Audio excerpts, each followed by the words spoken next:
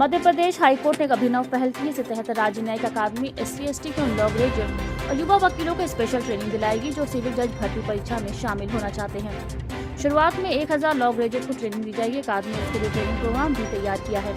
उल्लेखनीय है कि इस बार सिविल जज परीक्षा में इन वर्गों के योग्य उम्मीदवार न मिलने के कारण कई पद खाली रह गए थे। मध्य प्रदेश के जनजातीय कार्य मंत्री विजय शाह ने तनसोता कुरैशी को लेकर दिए बयान को लेकर एक बार फिर माफी मांगी है। सोशल मीडिया पर जारी एक वीडियो में उन्होंने कहा कि मेरा ऐसा कोई उद्देश्य नहीं था कि किसी महिला अधिकारी, भारतीय सेना या समाज के किसी वर्ग का अपमान हो। वे शब्द देशभक्ति के उत्साह में निकले थे, इसमें मेरी कोई भावना नहीं थी।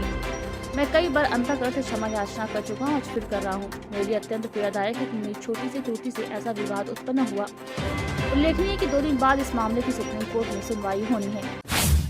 ऑनलाइन टैक्सी सेवाओं ओला, उबेर और रैपिडो से जुड़े चालकों ने आज भोपाल में 2 घंटे की हड़ताल की, जिसके चलते यात्रियों को परेशानी का सामना करना पड़ा।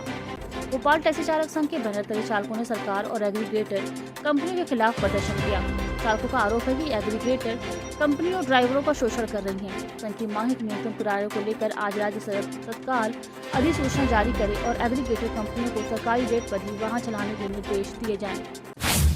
भाजपा के प्रदेश मीडिया प्रभारी आशीष शर्मा ने आज मीडिया से बातचीत के दौरान कहा कि राज्य सरकार इस साल को कृषि वर्ष के रूप में मना रही है। राज्य में किसानों के हित में नीतियां बनाई गई हैं। उन्होंने कहा कि सीहोर में दलहन उत्पादक राज्यों के कृषि मंत्रियों की कॉन्फ्रेंस है, जिसमें देश भर के कृषि मंत्री शामिल हो रहे हैं। शर्मा ने कहा कि अन्नदाताओं के लिए खुशखबरी आने वाली है। अखिल भारतीय क्षत्रिय महासभा के राष्ट्रीय संगठन मंत्री डॉक्टर अंजनी सिंह चौहान ने कहा कि वर्तमान आरक्षण व्यवस्था में बदलाव कर इसे जाति के बजाय गरीबी के आधार पर लागू किया जाना चाहिए, ताकि वास्तव में जरूरतमंद लोगों को इसका लाभ मिल सके। आज मीडिया से चर्चा में उन्होंने ST/SC वर्ग के लिए लागू एट्रोसिटी एक्ट को समाप्त करने की मांग करते हुए कहा कि इस कानून का दुरुपयोग बढ़ता जा रहा है, इससे समाज में असंतोष और तनाव की स्थिति बन रही है। उन्होंने उच्च शिक्षा में UGC द्वारा लागू किए गए नियमों को भी निरस्त करने की मांग की। बाबा महाकाल की नगरी उज्जैन में विक्रमोत्सव का आयोजन किया जा रहा है, जो 2 चरणों में 12 फरवरी से प्रारंभ होकर 30 जून तक चलेगा। 12 फरवरी को शुभारंभ के बाद 19 मार्च से 30 जून तक जलगंगा संवर्धन अभियान के साथ उत्सव का समापन होगा। संस्कृति विभाग के अपर मुख्य सचिव शिवशेखर शुक्ला ने बताया कि 139 दिवसीय आयोजन में 4000 से अधिक कलाकारों द्वारा प्रस्तुतियां दी जाएंगी। आयोजन के शुभारंभ में अवसर पर संगीतकार प्रीतम शिव आराधना की प्रस्तुति देंगे। T20 वर्ल्ड कप के पहले मैच में पाकिस्तान की टीम नीदरलैंड से हारते जीत गई। टीम को जीत के लिए आखिरी 2 ओवर में 29 रन बनाने थे। इसे फहीम अशरफ ने 19वें ओवर में 3 छक्के लगाकर 3 विकेट की जीत दिलाई। 19वें ओवर की पहली बॉल पर फहीम ने छक्का लगाया, लेकिन दूसरी बॉल पर मैक्स आउट से उनका कैच ड्रॉप हो गया। जीवनदान मिलने के बाद फहीम ने 2 छक्के लगाकर मैच हमें पाकिस्तान की ओर कर दिया। उन्होंने 11 बॉल पर नवाद 29 रन की पारी खेली। उन्हें प्लेयर ऑफ द मैच चुना गया। इससे पहले पाकिस्तान ने टॉस जीतकर गेंदबाजी चुनी। पहली बैटिंग कर रही नीदरलैंड की पूरी टीम 19.5 ओवर में 147 रन पर सिमट गई। कप्तान स्कॉट एडवर्ड्स ने सबसे ज्यादा 37 रन बनाए। पाकिस्तान की ओर से सलमान मिर्जा ने सबसे ज्यादा 3 विकेट लिए। मध्य प्रदेश में फरवरी के पहले हफ्ते में ठंड ने दोबारा जोर पकड़ लिया है। ग्वालियर चंबल अंचल में ठिठुरन सबसे ज्यादा महसूस की जा रही है, जबकि भोपाल और उज्जैन में रात के तापमान में लगातार गिरावट दर्ज की जा रही है।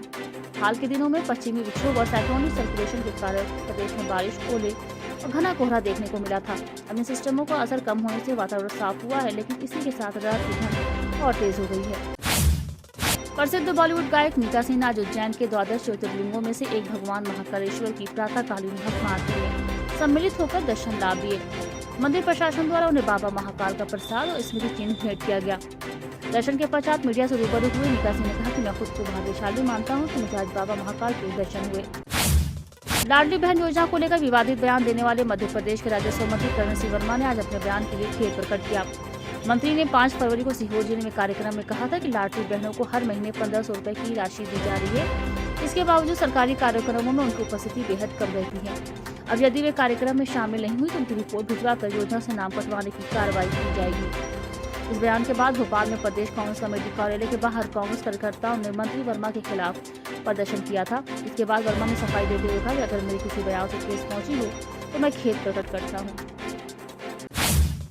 यातायात जागरूकता अभियान के तहत शनिवार को भोपाल की सड़कों पर उतरी और यातायात सुधारने का जिम्मा उठाया। जोन क्रमांक 3 एडिशनल ADCP शालिनी दीक्षित के नेतृत्व में यातायात विभाग के पुलिस अधिकारी एवं पुलिस ACP और थाना प्रभारी ने आमजन को यातायात से जुड़े टिप्स दिए, जनता से नियमों के पालन करने का आग्रह किया। T20 वर्ल्ड कप का आगाज शनिवार को हो गया। वर्ल्ड कप के दूसरे दिन भी 3 मुकाबले खेले जाने हैं। पहला मुकाबला न्यूजीलैंड और अफगानिस्तान के मध्य चेन्नई में खेला जाएगा। भारतीय समय अनुसार ये मैच सुबह 11 बजे शुरू होगा। वहीं दूसरा मुकाबला दोपहर 3 बजे से मुंबई में इंग्लैंड और नेपाल के मध्य होगा। वहीं तीसरा मुकाबला कोलंबो में श्रीलंका और आयरलैंड के मध्य होगा। सभी टीमें जीत के साथ अपने वर्ल्ड कप अभियान की शुरुआत करना चाहेंगी। ऐसे में खेल प्रेमियों को रोमांचक मुकाबला देखने को मिल सकता है।